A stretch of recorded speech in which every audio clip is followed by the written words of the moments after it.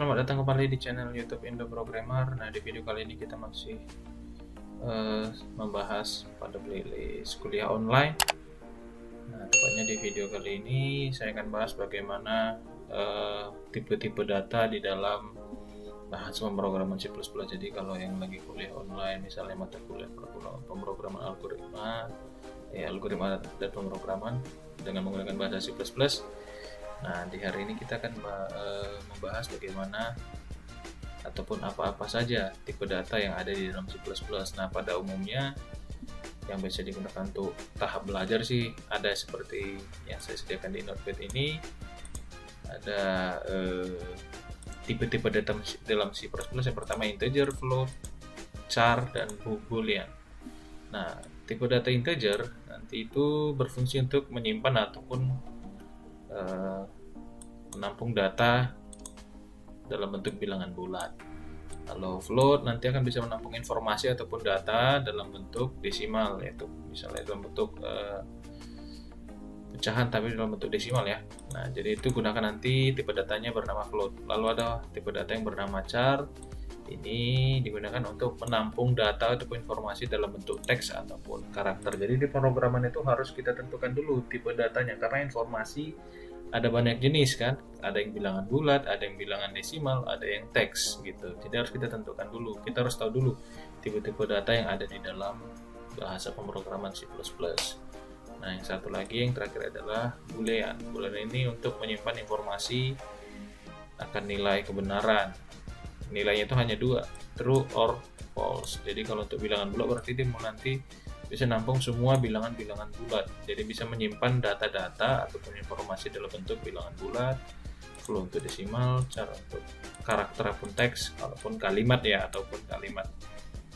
Lalu nanti boleh untuk hanya menyimpan nilai kebenaran, benar ataupun bernilai true atau juga false.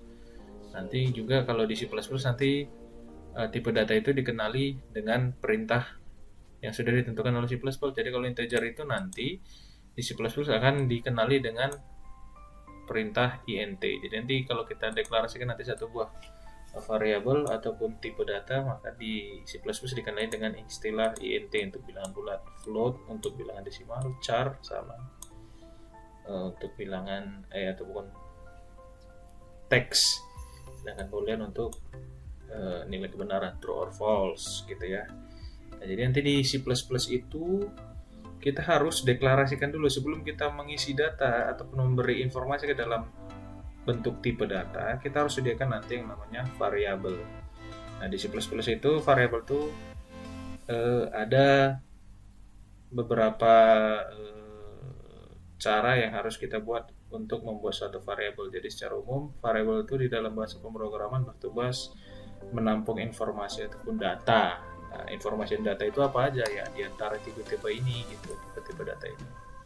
Jadi variabel itu nanti ada hubungan eratnya dengan tipe data. Jadi kalau misalnya kita mau menyimpan informasi berupa bilangan bulat, nanti akan kita buat sebuah variabel yang bertipe integer gitu. Jadi nanti di C++ kita create ataupun kita deklarasikan apa? Kita harus deklarasikan dulu nanti step by stepnya. Yang pertama adalah kita harus deklarasikan dulu tipe data beserta variabel yang kita butuhkan apa, lalu nanti baru kita pergunakan untuk diisi ataupun ditampilkan. Nah, gitu ya. Kita langsung aja ke contoh program. Nah, saya sudah buka aplikasi editornya, CodeBlocks. Nah, saya buat project baru aja, create new project, saya pilih console application, lalu saya go. Nah, ini saya next saja, saya pilih C++. Next, lalu tentukan nama projectnya, misalnya saya buat belajar 2. Pakai spasi ya. Nah, belajar 2 tentukan di mana disimpan. Nanti kalian pilih di sini simpan di mana. Saya simpan di folder C++ di dalam dokumen. Nah, di sini sudah saya buat nanti folder baru namanya belajar 2. Nah, seperti ini boleh. Select folder, oke. Nah, langsung saya buat next, lalu finish saja. Nah, kita lihat kalau sudah berhasil di create project kita oleh Podblocks-nya. Silahkan lihat di bagian kiri untuk resource-nya. Nah, sini sudah ada main.cpp. Nanti double klik saja. Nah, ini dia sudah ada. Secara default dia langsung ciptakan hello world. Ini kita hapus saja. Nah, kita contohkan misalnya masalahnya adalah menampung data bilangan bulat. Misalnya saya akan mau tampung data bilangan 10 ke dalam sebuah variabel. Nah, pertama kita harus deklarasikan dulu variabelnya di dalam C++. Nah, cara mendeklarasikan variabel adalah yang pertama kita tuliskan dulu jenisnya ataupun tipe datanya. Nah, kalau untuk bilangan bulat maka kita gunakan dengan tipe integer. Lalu di C++ dikenal dengan istilah ataupun perintah int. Nah, di sini kita jelaskan, kita tuliskan int. Lalu saya buat variabel misalnya angka. Lalu titik koma. Jadi akhiri titik koma di setiap akhir baris ya, supaya si program bisa membaca perintah selanjutnya yang ada di bawah perintah ini.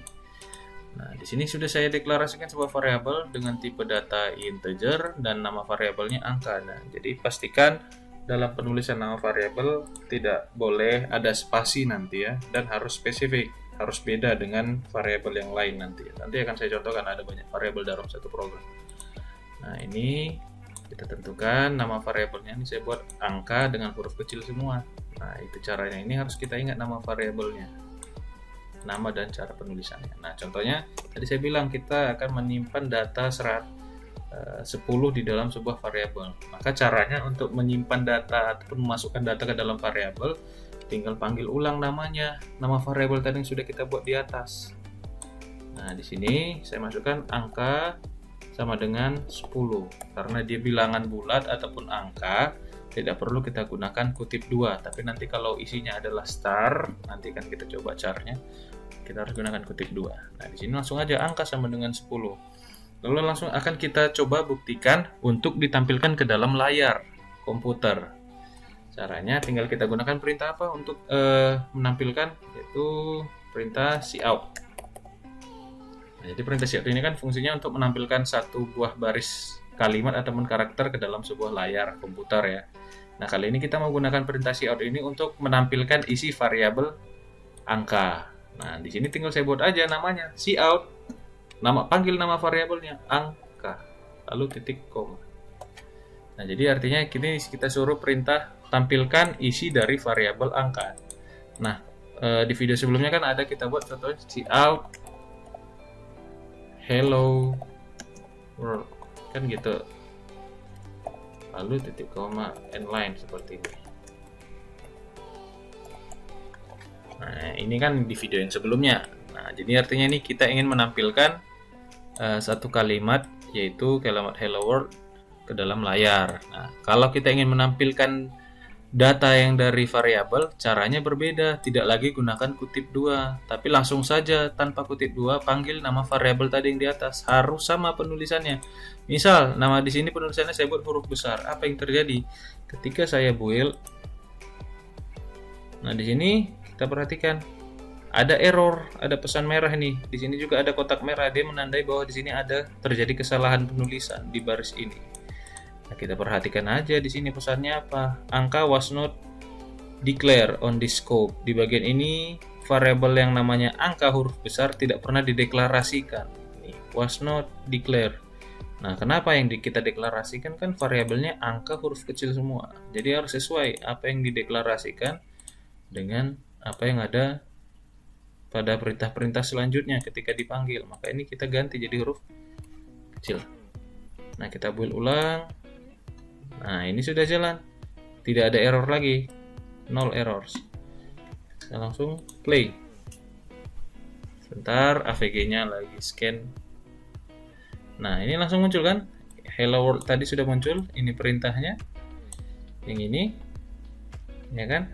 Lalu isi angka 10 langsung muncul di sini. Di bawahnya. Nah, itu perintahnya kalau kita ingin menampilkan angka di dalam variabel dengan menggunakan perintah cout. Jadi kelihatan ya perbedaannya menampilkan kalimat biasa dengan menampilkan isi dari variabel. Bisa dipahami ya. Oke, saya lanjut lagi. Saya close ini ya. Hasil run-nya saya close. Nah, misal tadi kan saya bilang bahwa program itu bisa terdiri dari lebih dari satu variabel. Nah, contohnya saya buat seperti ini. Integer, saya buat variabel lagi di bawah. Integer. Saya buat misalnya angka 2. Ingat, tadi kan penamaan variabel harus spesifik ataupun berbeda dengan nama-nama variabel yang ada. Nah, kalau dari sini saya buatkan aja seperti ini, angka 2. Nah, di sini ada 2 buah variabel. Ini salah nggak? Nggak menyalahi, karena variabel di dalam satu program C++ itu nggak ada masalah mau berapa banyak yang digunakan, tergantung kebutuhan kita. Jadi nanti variabel ini akan kita deklarasikan sesuai dengan kebutuhan dari permasalahan kita. Gitu. Nah, ini dia ya. Nah, jadi ada variabel angka dan angka 2. Saya contohkan seperti ini. Lalu di bawah angka 10 ini saya masukkan lagi angka 2 sama dengan 1. Lalu saya cout nanti di bawah ini. Cout angka 2. Saya mau tampilkan isi variabel angka 2. Apakah benar nanti muncul di layar angka 1? Kita lihat ya. Will. Oke, 0 error. Lalu run. Sebentar ya. Nah, perhatikan hello world-nya masih muncul. Lalu lihat di sini cout angka, isi variabel angka 10 benar sudah muncul, dan angka 2 1 sudah muncul. Tapi kita lihat ini sebaris ya, jadi angkanya 101. Nah, caranya supaya ke bawah ya kan tinggal kita gunakan perintah nline di sini di angka 10. Siapa tadi variabel yang menampung angka 10? Yaitu variabel angka. Supaya angkanya si 10 nanti ketika mau ditampilkan angka 1 turun ke bawah, maka di sini kita masukkan dulu perintah nline supaya nanti setelah ditampilkan angka isi dari variabel angka, lalu ada perintah akhiri baris. Kalau nanti ada perintah cout selanjutnya, dia akan tampilkan ke bawah. Lalu saya dibuild ulang, lalu saya run. Bentar. Nah, sudah muncul ya. Nah, ini kita lihat sudah satu kolom. Jadi dia sudah turun ke bawah semua hasil tampilannya. Nah, gitulah untuk penggunaan variabel dan menampilkan ke dalam layar monitor kita ya. Nah, ini untuk integer. Saya contohkan apa lagi?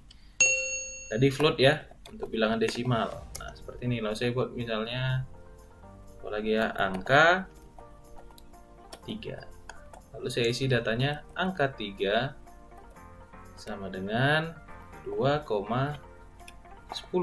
Nah, di dalam pemrograman C++ angka simbol koma itu dikenali dengan simbol titik ya. Jangan kalian gunakan simbol koma yang seperti biasa ini. Nanti nggak akan dikenali komputer. Komputer akan mengenali bilangan desimal menggunakan simbol titik. Gitu ya. Jadi kalau membuat 2,10 maka tuliskan, ketikkan 2.10 10 gitu ya. Nah, itu dia. Nah, kita coba cout lagi. Apakah betul nanti bisa ditampilkan atau bisa ditampung data 2,10 itu dan ditampilkan kembali? Saya buat aja angka 3. Lalu ini saya kasih nline. Oke, kita build, 0 error, run. Sebentar, kita tunggu. Nah, perhatikan dia langsung muncul nih sesuai ya. Nah, kenapa 2,1? Karena ini kan 0 kan dianggap belum ada satuannya kan, jadi dia dibulatkan aja ke 2,1. Tapi kalau nanti ketika saya buat misalnya ini 2,19, saya buat ulang, run. Kita tunggu. Nah, ini kan muncul ya, sudah sesuai. Berarti kalau ingin menyimpan data dalam bentuk bilangan desimal, gunakan tipe data float. Nah, di sini saya gunakan nama variabelnya adalah angka 3. Ini dia perintahnya, angka 3 sama dengan 2,19. Lalu saya suruh tampilkan di bawah, tampilkan isi dari variabel angka 3. Ini dia, 2,19. Bisa ya? Nah, itu kayaknya nggak susah ya. Nah, itu bisa dipahami ya. Kita lanjut. Nah, dari tadi kan, atau saya buat project baru aja biar kelihatan ada progresnya ya. Nah, saya buat project baru, new project. Selanjutnya dari sini saya next C++, belajar 3. Saya buat gitu aja ya. Lalu saya buat foldernya lagi di C++, nama foldernya belajar 3 supaya rapi ya. Buka, saya pilih belajar 3, select folder, next, finish. Nah, di sini sudah ada, ini dia. Sudah tambah project baru, tadi ini belajar 2, sekarang kita ke belajar 3 ya. Nah, udah. Saya buka source-nya, lalu saya pilih main.cpp. Kita masuk ke project baru ya, dengan nama project belajar 3. Nah, di sini, di sebelumnya, ketika kita ingin menginput ataupun memasukkan data ke dalam sebuah variabel ini tadi angka 2, angka 3 perintahkan seperti ini ya. Jadi kalau ini artinya data dimasukkan ketika kita membuat programnya. Nah, bagaimana kalau kita inginkan datanya dimasukkan ketika program kita run? Bisa kelihatan ya, kalau tadi kan kita jalankan ini, kita nggak bisa input data dari keyboard ya. Semua data kita isi dari program, kita tentukan dari program. Nah, sekarang yang mau kita pelajarin adalah bagaimana kalau inputan data yang akan kita masukkan ke variabel berasal dari keyboard yang ada di laptop atau komputer kita masing-masing. Nah, caranya adalah seperti ini. Saya contohkan, saya tetap gunakan variabel seperti ini ya. Di project yang tadi, belajar 3.cpp, saya buat satu deklarasi variabel misalnya int angka. Titik, koma. Nah, tadi kan kita buat perintahnya sebelumnya angka sama dengan isi datanya berapa gitu ya. Nah, sekarang kita mau inputannya berasal dari keyboard datanya nantinya supaya informasinya dinamis gitu kan, nggak statis. Kalau yang tadi kan statis, nggak bisa kita ubah ketika program jalan, kita nggak bisa ubah isi datanya gitu, kita hanya bisa tampilkan. Nah, kita harus gunakan bagaimana, apa perintah untuk menerima inputan dari keyboard di dalam C++. Perintahnya itu adalah cin dengan simbol lebih besar 2 kali. Jadi perintah ini berfungsi untuk menerima inputan dari keyboard komputer ataupun laptop. Ini dia ya. Jadi nanti dia akan menunggu apakah ada inputan dari keyboard, maka nanti dia tampilkan. Saya contohkan. Di sini saya masukkan perintah cin lalu simbol lebih besar 2 kali. Lalu saya panggil siapa yang mau menampung data dari keyboard ini, yaitu variabel angka. Makanya saya buatkan perintah cin simbol lebih besar 2 kali, panggil nama variabel angka titik com. Nah, jadi artinya akan ada perintah untuk menerima inputan dari keyboard, dan nanti yang diketikkan dalam keyboard disimpan ke dalam variabel angka. Gitu ya logikanya. Lalu titik koma. Selanjutnya kita akan coba tampilkan ke dalam monitor komputer ataupun laptop kalian masing-masing dengan perintah apa? Cout. Simbol lebih kecil 2 kali. Jadi perhatikan perbedaannya. Kalau cout simbol lebih kecilnya 2 kali, kalau di cin itu kebalikannya, gunakan simbol lebih besar. Nah, di sini tinggal panggil lagi cout angka. Saya kasih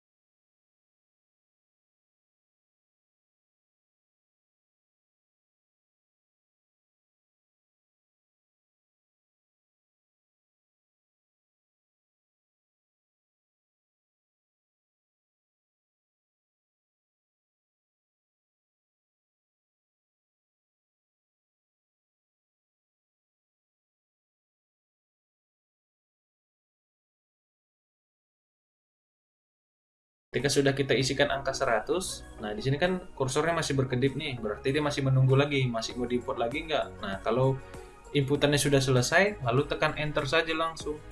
Nih saya tekan enter. Nah langsung ditampilkan, ini tadi yang kita ketik kan.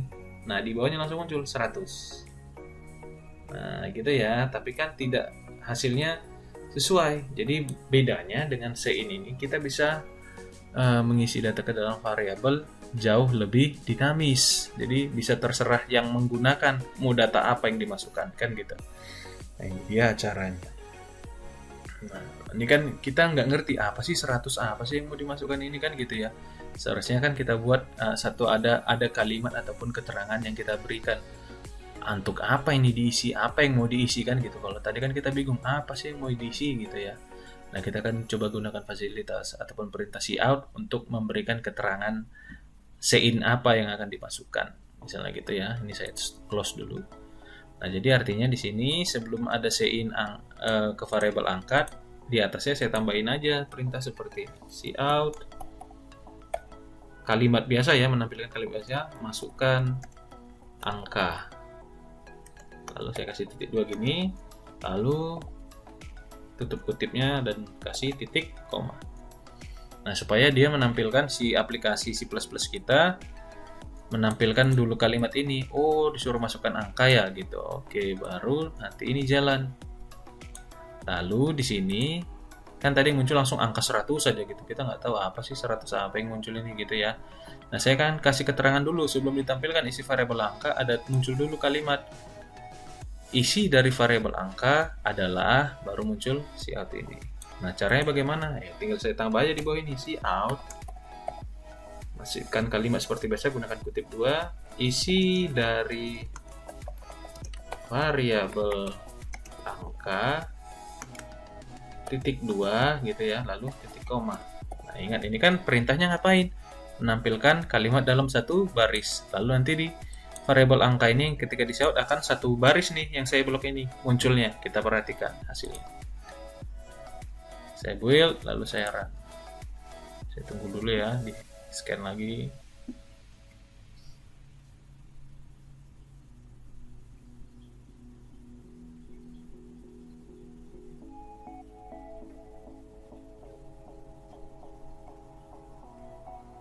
Oke, sebentar. Oke, sudah. Nah, di sini kita suruh masukkan angka. Ada kalimat nih, masukkan angka. Dan kursornya berkedip menunggu inputan dari kita. Maksudnya sekarang saya masukkan angka 15. Kalau sudah kita selesai input, lalu tekan tombol enter. Nah, muncul perintahnya di bawah. Isi dari variabel angka titik 2 15. Nah, gampang ya. Sesuai ya dengan perintah yang saya buat dari programnya. Nah, muncul. Oke. Nah, inilah dia kalau kita ingin menggunakan sein di dalam menggunakan variabel ya. Nah, begitu juga nanti di bilangan desimal. Misalnya saya buat aja ya. Float angka 2. Misalnya gitu ya. Nah, nanti akan saya masukkan lagi data ke dalam variabel angka menggunakan sein. Nah, saya masukkan di mana ya? Di bawah ini aja ya, di bawah sein angka. Saya masukkan lagi keterangan di sini menggunakan cout. Masukkan angka kedua. Lalu saya kasih sein untuk memasukkan datanya ke dalam variabel angka 2. Sein angka 2 titik koma. Sudah. Nah, ini sudah kelihatannya, berarti nanti akan ada 2 kali inputan ya. Dari mana tahu ada 2 kali inputan? Udah ada 2 kali perintah sein. Kita build ulang. Oh ya, kita belum cout angka ini ya.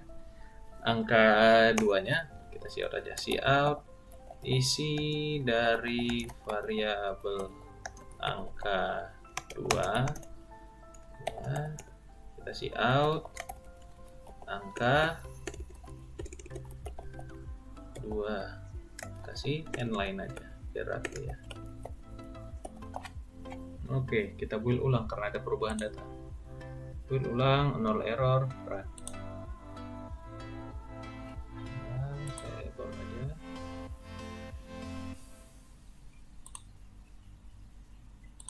Nah, suruh masukkan angka. Yang pertama saya buat 120. Oke, masukkan angka kedua misalnya 0,00001. Seperti ini. Enter. Nah, muncul ya. Isi dari variabel angka 120, isi dari variabel angka kedua adalah 0,001 sesuai ya.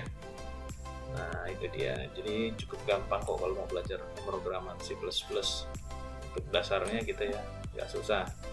Nah, jadi gampang dipahami. Nah, kita contohkan lagi satu lagi data ya. Yang char tadi. Kita boleh buat di sini. Char. Nah, kita tentukan nama variabelnya apa? Teks. Nah, di sini kalau khusus untuk char, kita harus tentukan panjang karakternya berapa. Ini terkhusus untuk char saja. Kita harus tentukan panjangnya berapa. Nah, untuk teks variabel char ini untuk menentukan panjangnya kita gunakan simbol kurung siku ya yang ada di keyboard kita masing-masing di samping huruf P. Nah, di sini kita tentukan panjangnya, misalnya saya mau 20 saja. Saya buat aja di sini di dalam kurung sikunya 20. Jadi artinya akan ada variabel char dengan nama teks dan panjang karakternya adalah 20. Nah, saya coba sein juga ya di bawah sini aja biar kelihatan. Nah, ini saya kasih cout, masukkan teks misalnya seperti itu ya. Lalu sein teks. Ini saya kasih satu space saja biar kelihatan yang mana fungsi untuk sein, yang mana fungsi untuk cout-nya ya.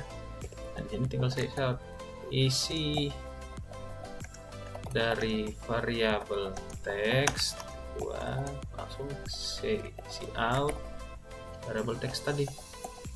Sein lagi. Oke, build.